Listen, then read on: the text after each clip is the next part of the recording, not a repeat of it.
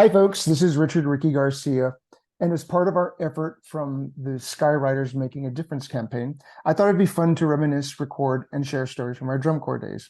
I'm joined by Chris Magonigal, who marched the Ryders from 1992 to 1993. Chris is also the founder and CEO of Genesis Drum and Bugle Corps from Austin, Texas. Chris is going to tell us a little bit about how he got started with the Ryders. Chris. Yeah. It's a pretty typical story, really. I'll tell you a little bit about like just knowing about the Skywriters. My first trip was to Dallas, Texas, for the '91 championships.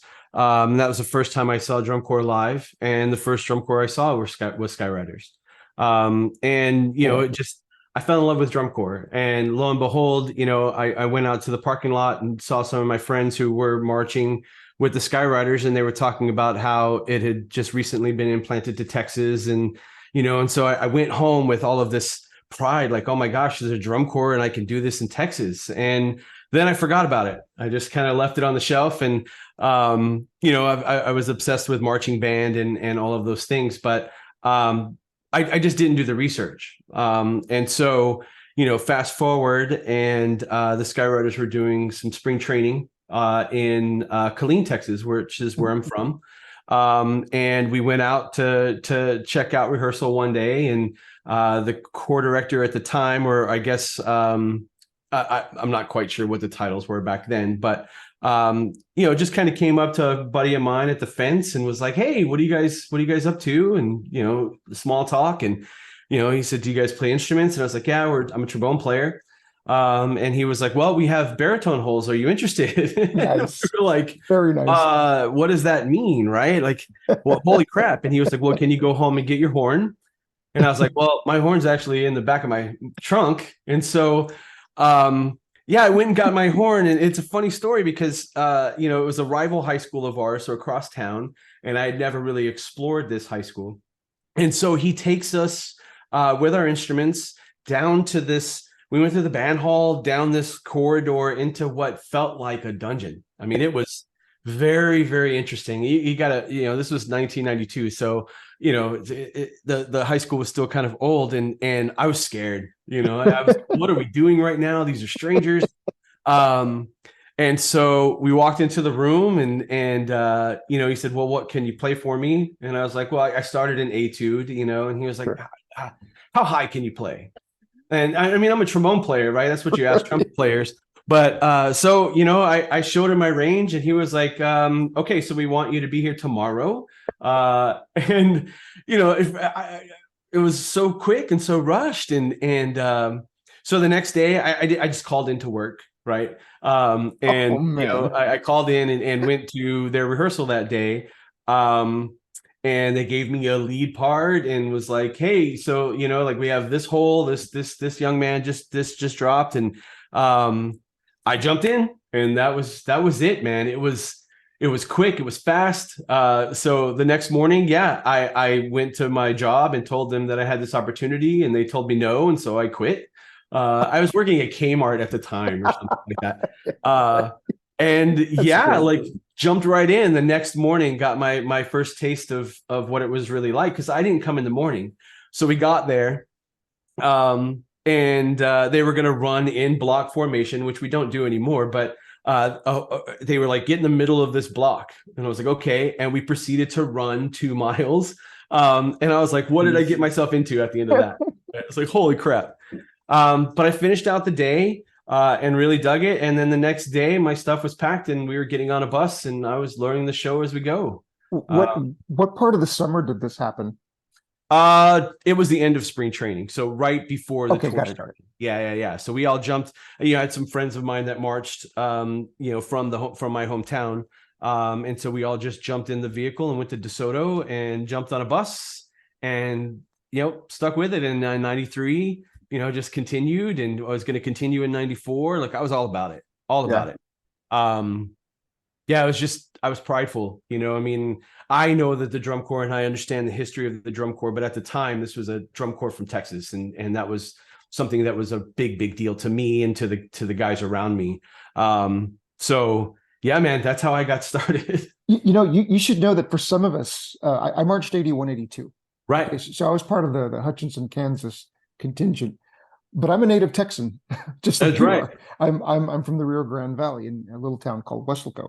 So you should know that for a lot of us alumni who marched in Hutchinson, when we heard that the Corps was going to Texas, a lot of us were really happy about that, That's awesome. and excited too. When something I've kind of noticed is I see some of the Skywriters alumni. Uh, there seems to be a little bit of a distancing between the two, and that's not the case because we see the Texas contingent is very much a part of us, and Right. because you guys carried on the name, Yeah, the and pride of that name is huge. so what I said, I was part of the 82 Corps that made finals for the first time, and what I said is, um in one of my writings, I said, if you marched before us, we stood on your shoulders, and if you marched afterwards, you carried on this incredible name. So you were part of that, and as was the entire Texan contingent, and Texans are very proud. That's just what they are. Yeah, but And you know, at the end of the day, you know, had I not marched Skywriters, I never would have known about Hutchinson, Kansas. I never would have. It never would have been a thing. And you know, whenever I hear that now, even on tour, if we're ever anywhere close, like it's just I have to tell stories to the kids about my days in Skywriters and like. You know, this is where drum corps was born, and you know, like so. I talk to the kids about the history of that, and I would never have known any of that had I not been part of that lineage. Right? It was yeah, that lineage that goes to both states really is an amazing heritage, I guess you could say. right. And so I am so glad that you continue to teach the kids from your drum corps, Genesis, about the Skywriters as well. Well, yeah, I mean, Rich, the Genesis wouldn't exist if the Skywriters didn't exist. You know, when the Corps folded in '94, I was part of the family, the Pittmans, and were very in the inner workings of the Skywriters. And so when that decision came down, and I was very young, you know, I was 20, but you know, it hurt a lot of people, and they tried, and I'm not sure to what length now, looking back on it, how hard we tried, but I was part of that group that worked really hard to try to keep that thing going and make it work in '94, and it just didn't happen. Yeah. But from my earliest days, you know, '93 was a big influence on me, as difficult as you know traveling with that drum corps was, and where we placed. You know, you had the majority of that drum corps was from Southwest Texas State University and North Texas and smaller colleges from around, and we were just extremely prideful to be part of that network. So when the Corps folded and none of that came to fruition, I wrote down on a piece of paper. I was tasked with in college. You know, what is you want to do with your life? And I wrote down in 1994 on a piece of paper that I wanted to start a drum corps in the state of Texas, and give that opportunity to kids. Wow. And so anytime anybody would ask me in college, you can ask all of my friends, you can ask everybody. My goal in life was to start a drum corps in the state of Texas because of what the Skywriters gave me. It changed my life.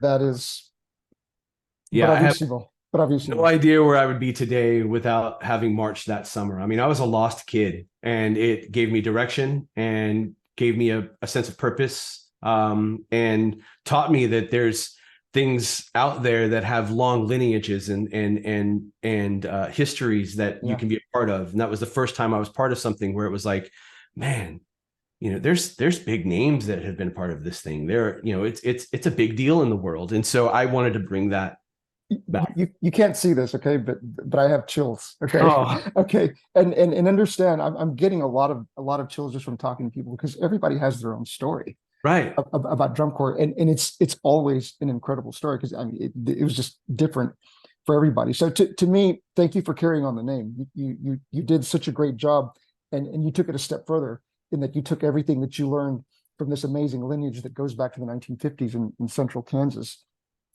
to Texas. And you know, my special thing is that you founded Genesis in the Rio Grande Valley. It's in Austin now, but you started there.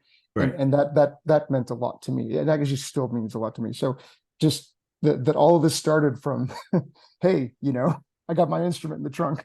That's right. It's in the trunk. I'll go to the dungeon and play for you any day. That truly is incredible. And truly an It's incredible crazy. story. And I'll tell you, man, like I've tried, I say we, I mean, I'm really the only one involved or hadn't been involved in the Skywriters in my own drum corps, but a lot of the things that we have done, especially when we were a younger drum corps, when we were an open class, really stem from that time. And we've now done 3 Wizard of Oz shows. Like who's doing Wizard of Oz, right? I think, you know, my team and everybody associated with Genesis is tired of Wizard of Oz, but we've done it 3 times now.